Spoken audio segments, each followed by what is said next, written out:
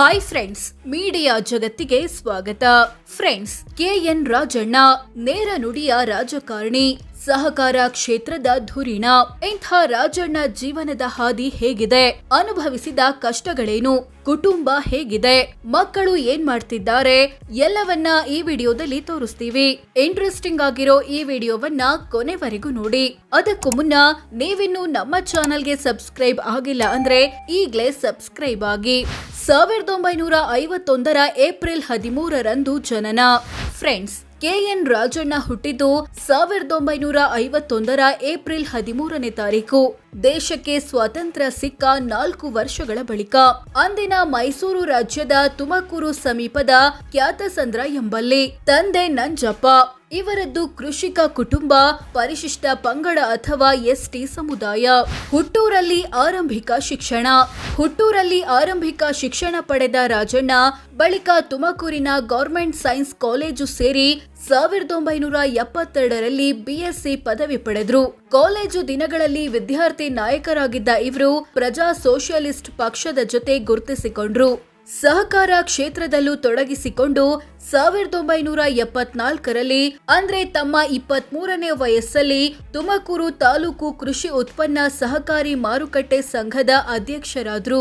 ಇಂದಿರಾ ಗಾಂಧಿಯ ಪ್ರೇರಣೆ 1976ರಲ್ಲಿ ಕಾಂಗ್ರೆಸ್ ಸೇರ್ಪಡೆ.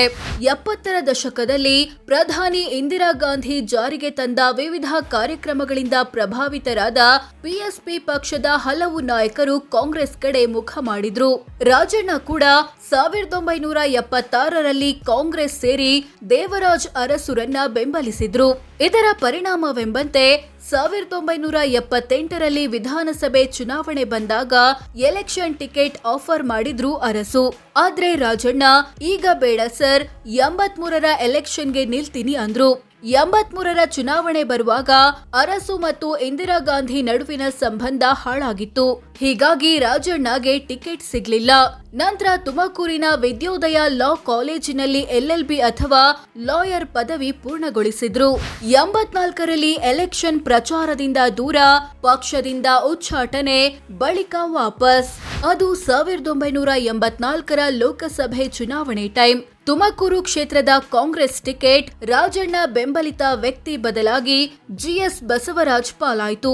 ಇದರಿಂದ ಬೇಸರಗೊಂಡ ರಾಜಣ್ಣ ಪ್ರಚಾರದಿಂದ ದೂರ ಉಳಿದ್ಬಿಟ್ರು.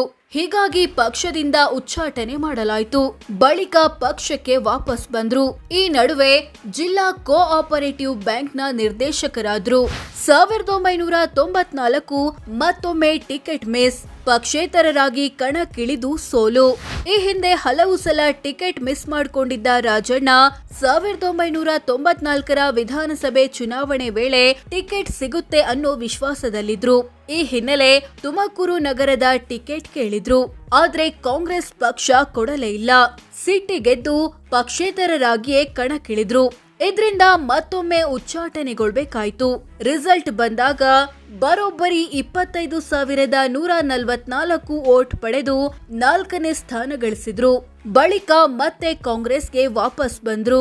1998ರಲ್ಲಿ ಕಾಂಗ್ರೆಸ್ MLCಯಾಗಿ ಆಯ್ಕೆ. 1998ರಲ್ಲಿ ವಿಧಾನ ಪರಿಷತ್ ಎಲೆಕ್ಷನ್ ಬಂದಾಗ ರಾಜಣ್ಣಗೆ ಟಿಕೆಟ್ ಕೊಡ್ತು ಪಕ್ಷ. ಆ ಚುನಾವಣೆಯಲ್ಲಿ ಸುಲಭವಾಗಿ ಗೆದ್ದು MLC ಆದ್ರು. ತಮ್ಮ 47ನೇ ವಯಸ್ಸಲ್ಲಿ ಪರಿಷತ್ ಪ್ರವೇಶಿಸಿದ್ರು. ನಂತರ SM ಕೃಷ್ಣ CM ಆಗಿದ್ದಾಗ ಅಂದ್ರೆ 2001ರಲ್ಲಿ ರಾಜ್ಯ ಅಪೆಕ್ಸ್ ಬ್ಯಾಂಕ್ನ ಅಧ್ಯಕ್ಷರಾದ್ರು. 2004 MLC ಆಗಿ ಮುಂದುವರಿಸಲಿಲ್ಲ ಕೈ. JDSಗೆ ಜಂಪ್, MLA ಆಗಿ ವಿಧಾನಸಭೆಗೆ. 2004ರಲ್ಲಿ ರಾಜಣ್ಣರ MLC ಅವಧಿ ಮುಗಿತು. ಈ ಹಿನ್ನೆಲೆ ಮತ್ತೊಮ್ಮೆ ವಿಧಾನ ಪರಿಷತ್ ಚುನಾವಣೆಗೆ ನಿಲ್ಲುವ ಆಸೆ ವ್ಯಕ್ತಪಡಿಸಿದ್ರು. ಆದ್ರೆ ಪಕ್ಷ ಟಿಕೆಟ್ ಕೊಡ್ಲಿಲ್ಲ. ಹೀಗಾಗಿ ಪಕ್ಷೇತರರಾಗಿ ಕಣಕ್ಕಿಳಿದು ಸೋತ್ರು. ಇದೇ ಟೈಮಲ್ಲಿ JDS ಸೇರುವಂತೆ HD ದೇವೇಗೌಡ್ರಿಂದ ಆಹ್ವಾನ ಬಂತು. ಆಗ JDSನಲ್ಲಿದ್ದ ಸಿದ್ದರಾಮಯ್ಯ ಕೂಡ ಪಕ್ಷಕ್ಕೆ ಬಾ, ಒಟ್ಟಿಗೆ ಕೆಲಸ ಮಾಡೋಣ ಅಂದ್ರು. ಅದರಂತೆ JDS ಸೇರಿದ ರಾಜಣ್ಣಗೆ 2004ರ ವಿಧಾನಸಭೆ ಟಿಕೆಟ್ ಕೊಡಲಾಯಿತು. ತಾವೇ ಆರಿಸಿಕೊಂಡ ತುಮಕೂರು ಜಿಲ್ಲೆಯ ಬೆಳ್ಳಾವಿ ಕ್ಷೇತ್ರದಲ್ಲಿ ಕಣಕ್ಕಿಳಿದು 1504 ವೋಟ್ಗಳಿಂದ ಗೆದ್ರು. JDS MLA ಆಗಿ ವಿಧಾನಸಭೆ ಪ್ರವೇಶಿಸಿದ್ರು. 2008 ಕಾಂಗ್ರೆಸ್ನಿಂದ ಸ್ಪರ್ಧೆ ಸೋಲು. ಬೈ ಎಲೆಕ್ಷನ್ನಲ್ಲಿ ಅನಿತಾ ವಿರುದ್ಧವೂ ಕಹಿ. 2008ರ ವಿಧಾನಸಭೆ ಚುನಾವಣೆಗೂ ಮುನ್ನ ಕಾಂಗ್ರೆಸ್ಗೆ ವಾಪಸ್ ಬಂದ್ರು ರಾಜಣ್ಣ. ಈ ಟೈಮಲ್ಲೇ ಕ್ಷೇತ್ರಗಳ ಪುನರ್ ವಿಂಗಡಣೆಯಾಗಿ ಬೆಳ್ಳಾವಿ ಕ್ಷೇತ್ರ ರದ್ದಾಯಿತು. ಹೀಗಾಗಿ ರಾಜಣ್ಣರನ್ನ ಮಧುಗಿರಿ ಕ್ಷೇತ್ರದಿಂದ ಕಣಕ್ಕಿಳಿಸಿತು ಕಾಂಗ್ರೆಸ್. ಜಿದ್ದಾಜಿದ್ದಿನ ಕಾಳಗದಲ್ಲಿ ಜೆಡಿಎಸ್ನ ಗೌರಿಶಂಕರ್ ವಿರುದ್ಧ ಕೇವಲ 563 ವೋಟ್ಗಳಿಂದ ಸೋತ್ರು. ಇದಾಗಿ ಕೆಲವೇ ತಿಂಗಳಲ್ಲಿ ಗೌರಿಶಂಕರ್ ಆಪರೇಷನ್ ಕಮಲಕ್ಕೆ ಒಳಗಾಗಿ ಬಿಜೆಪಿ ಸೇರಿದ್ರು. ಈ ಹಿನ್ನೆಲೆ ಮಧುಗಿರಿ ಕ್ಷೇತ್ರಕ್ಕೆ ಉಪಚುನಾವಣೆ ಬಂತು. ಕಾಂಗ್ರೆಸ್ನಿಂದ ರಾಜಣ್ಣ ಸ್ಪರ್ಧಿಸಿದ್ರೆ ಜೆಡಿಎಸ್ನಿಂದ ಅನಿತಾ ಕುಮಾರಸ್ವಾಮಿ ಕಣಕ್ಕಿಳಿದ್ರು. ಇದರಲ್ಲೂ ಕಮ್ಮಿ ಅಂತರದ ಸೋಲು ಕಂಡ್ರು ರಾಜಣ್ಣ. ಅಂದ್ಹಾಗೆ ಸಿದ್ದರಾಮಯ್ಯಗೆ ವಿಪಕ್ಷ ನಾಯಕ ಸ್ಥಾನ ಸಿಗದೇ ಇದ್ದಿದ್ದಕ್ಕೆ ಬೇಸರಗೊಂಡು ಪ್ರಚಾರಕ್ಕೆ ಬಾರದೇ ಇದ್ದಿದ್ದು ಕೂಡ ಸೋಲಿಗೆ ಕಾರಣ ಎನ್ನಲಾಯಿತು. 2013ರಲ್ಲಿ 2ನೇ ಬಾರಿ ಶಾಸಕ, ಕಾಂಗ್ರೆಸ್ ಕಳ್ಳರ ಪಕ್ಷ ಹೇಳಿಕೆ. 2013ರಲ್ಲಿ ಮತ್ತೊಮ್ಮೆ ಮಧುಗಿರಿಯಿಂದ ಕಣಕ್ಕಿಳಿದ ರಾಜಣ್ಣ 14,427 ವೋಟ್ಗಳಿಂದ ಜಯಭೇರಿ ಬಾರಿಸಿದ್ರು. 2ನೇ ಬಾರಿ ಎಂಎಲ್ಎ ಆಗಿ ವಿಧಾನಸಭೆ ಪ್ರವೇಶಿಸಿದ್ರು. ಕಾಂಗ್ರೆಸ್ ಕೂಡ ಗೆದ್ದು ಅಧಿಕಾರಕ್ಕೆ ಬಂತು. ಆದ್ರೆ ಅನುಭವಿ ರಾಜಣ್ಣಗೆ ಮಂತ್ರಿಗಿರಿ ಸಿಗಲೇ ಇಲ್ಲ. ಬದಲಾಗಿ 2015ರಲ್ಲಿ 2ನೇ ಸಲ ಅಪೆಕ್ಸ್ ಬ್ಯಾಂಕ್ನ ಅಧ್ಯಕ್ಷರಾದ್ರು. ಇಂಥ ರಾಜಣ್ಣ 2017ರಲ್ಲಿ ಕಾರ್ಯಕ್ರಮವೊಂದರಲ್ಲಿ ಮಾತನಾಡುವಾಗ ಕಾಂಗ್ರೆಸ್ ಪಕ್ಷ ಒಂಥರ ಕಳ್ಳರ ಪಕ್ಷ ಇದ್ದಂತೆ, ಇಲ್ಲಿ ಪ್ರಾಮಾಣಿಕವಾಗಿ ಕೆಲಸ ಮಾಡೋರ ಮೇಲೆ ಕಣ್ಣಿಡ್ತಾರೆ ಅಂತ ಹೇಳಿದ್ದು ಪಕ್ಷಕ್ಕೆ ಭಾರಿ ಮುಜುಗರ ಉಂಟು ಮಾಡ್ತು. 2018ರ ಚುನಾವಣೆಯಲ್ಲಿ ಸೋಲು. 2019ರಲ್ಲಿ ಕೈ ವಿರುದ್ಧ ಮತ್ತೆ ಸಿಟ್ಟು. 2018ರ ವಿಧಾನಸಭೆ ಚುನಾವಣೆಯಲ್ಲಿ ರಾಜಣ್ಣ 18,574 ವೋಟ್ಗಳಿಂದ ಸೋತೋದ್ರು. ನಂತರ 2019ರ ಲೋಕಸಭೆ ಚುನಾವಣೆ ವೇಳೆ ತುಮಕೂರು ಕ್ಷೇತ್ರವನ್ನ ಜೆಡಿಎಸ್ಗೆ ಬಿಟ್ಟುಕೊಟ್ಟಿದ್ದಕ್ಕೆ ಸ್ವಪಕ್ಷದ ವಿರುದ್ಧ ಸಿಡಿದೆದ್ರು. ಮೈತ್ರಿ ಧರ್ಮದ ಪ್ರಕಾರ ಜೆಡಿಎಸ್ ಅಭ್ಯರ್ಥಿ ದೇವೇಗೌಡರ ಪರವಾಗಿ ರಾಜಣ್ಣ ಪ್ರಚಾರ ಮಾಡಬೇಕಿತ್ತು.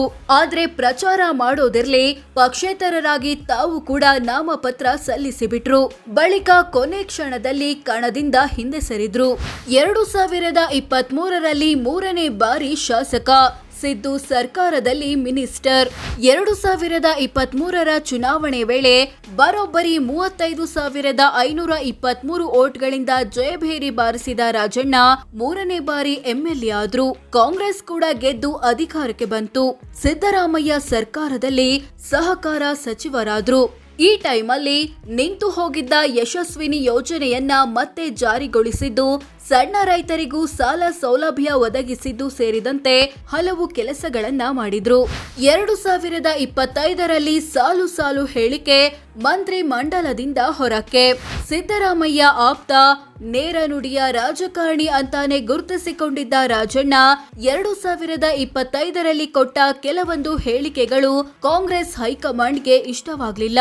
ಅದರಲ್ಲೂ 2024ರ ಲೋಕಸಭೆ ಚುನಾವಣೆಯಲ್ಲಿ ಮತಗಳ್ಳತನ ಆಗಿದೆ, ಕರ್ನಾಟಕದ ಮತದಾರರ ಪಟ್ಟಿಯಲ್ಲಿ ಹಲವು ಡೂಪ್ಲಿಕೇಟ್ ಹೆಸರುಗಳಿವೆ ಅಂತ ರಾಹುಲ್ ಗಾಂಧಿ ಬಿಜೆಪಿ ವಿರುದ್ಧ ಗಂಭೀರ ಆರೋಪ ಮಾಡಿದ್ರು. ಇಂಥ ಟೈಮಲ್ಲೇ ರಾಜಣ್ಣ ಲೋಕಸಭೆ ಚುನಾವಣೆ ನಡೆಯುವಾಗ ರಾಜ್ಯದಲ್ಲಿ ನಮ್ಮದೇ ಸರ್ಕಾರ ಇದ್ದಿದ್ದು, ವೋಟರ್ ಲಿಸ್ಟ್ ನಲ್ಲಿ ತಪ್ಪಾಗಿದೆ ಅಂದ್ರೆ ನಮ್ದು ಕೂಡ ತಪ್ಪಿದೆ ಅಂತ ಹೇಳ್ಬಿಟ್ರು. ಇದರ ಬೆನ್ನಲ್ಲೇ ರಾಜಣ್ಣರನ್ನ ಮಂತ್ರಿ ಮಂಡಲದಿಂದ ಕೆಳಗಿಳಿಸಿತು ಕಾಂಗ್ರೆಸ್ ಹೈಕಮಾಂಡ್. ಇದಕ್ಕೆ ಪ್ರತಿಕ್ರಿಯಿಸಿದ ರಾಜಣ್ಣ, ಈ ಷಡ್ಯಂತ್ರದ ಹಿಂದೆ ಯಾರಿದ್ದಾರೆ ಅನ್ನೋದನ್ನ ಸಮಯ ಬಂದಾಗ ಹೇಳ್ತೀನಿ ಅಂದ್ರು. ಪತ್ನಿ, ಮಕ್ಕಳು ಯಾರು, ಆಸ್ತಿ ಎಷ್ಟು? ಕೆಎನ್ ರಾಜಣ್ಣ ಪತ್ನಿ ಹೆಸರು ಶಾಂತಲಾ. ಈ ದಂಪತಿಗೆ 3 ಮಕ್ಕಳು, 2 ಗಂಡು 1 ಹೆಣ್ಣು. ದೊಡ್ಡ ಮಗ ರಾಜೇಂದ್ರ ಕಾಂಗ್ರೆಸ್ ಎಂಎಲ್ಸಿ ಆಗಿದ್ದಾರೆ. ಚಿಕ್ಕ ಮಗ ಬಿಸ್ನೆಸ್ ನೋಡಿಕೊಳ್ತಾರೆ. ಮಗಳಿಗೆ ಮದುವೆಯಾಗಿದೆ. ಅಳಿಯ ಐಪಿಎಸ್ ಅಧಿಕಾರಿ ಗಿರೀಶ್. ಇಂಥ ರಾಜಣ್ಣ ತಮ್ಮ ಕುಟುಂಬದ ಬಳಿ 35 ಕೋಟಿ ಮೌಲ್ಯದ ಆಸ್ತಿಪಾಸ್ತಿ ಇರೋದಾಗಿ ಘೋಷಿಸಿಕೊಂಡಿದ್ದಾರೆ. ಸೋ ಫ್ರೆಂಡ್ಸ್, ಇದಿಷ್ಟು ಕೆಎನ್ ರಾಜಣ್ಣ ಇಲ್ಲಿಯವರೆಗೆ ಬೆಳೆದು ಬಂದಿದ್ದು ಹೇಗೆ, ಇವರ ಜೀವನದ ಹಾದಿ ಹೇಗಿದೆ ಅನ್ನೋದನ್ನ ತಿಳಿಸಿಕೊಡೋ ಪ್ರಯತ್ನ. ಇವರ ಬಗ್ಗೆ ನಿಮ್ಗೆ ಏನನ್ಸುತ್ತೆ ಕಾಮೆಂಟ್ ಮಾಡಿ ತಿಳಿಸಿ. ಹಾಗೆ ವಿಡಿಯೋ ಇಷ್ಟವಾದ್ರೆ ಲೈಕ್ ಮಾಡಿ, ಶೇರ್ ಮಾಡಿ, ನಮ್ಮ ಚಾನೆಲ್ಗೆ ಸಬ್ಸ್ಕ್ರೈಬ್ ಆಗಿ. ಧನ್ಯವಾದ.